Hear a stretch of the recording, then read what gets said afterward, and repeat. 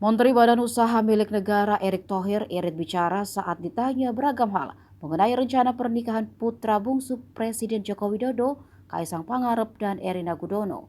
Saat ditanya mengenai posisinya dalam panitia pernikahan Kaisang dan Erina, Erick berseloroh bahwa ia hanya bertugas bersih-bersih dalam acara tersebut.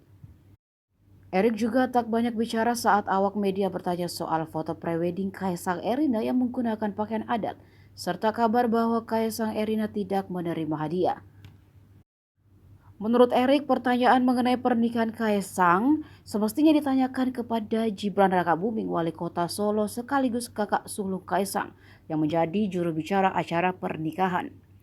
Seperti diketahui, sejumlah menteri turun tangan mengurusi pernikahan Kaisang Pangarep dan Erina Gudono yang rencananya digelar pada akhir pekan ini. Erick bersama Menteri Investasi Bahlil Lahadalia dan Menteri Perhubungan Budi Karya Sumadi misalnya turut hadir dalam acara Gladi Kotor di Solo pada Minggu 27 November lalu. Ketika itu Erick mengatakan ia sudah menganggap Kaisang sebagai keluarga sehingga ia ikut membantu mempersiapkan acara pernikahan Kaisang. Untuk diketahui, akad nikah Kaisang dan Erina akan berlangsung di Yogyakarta pada Sabtu pekan ini.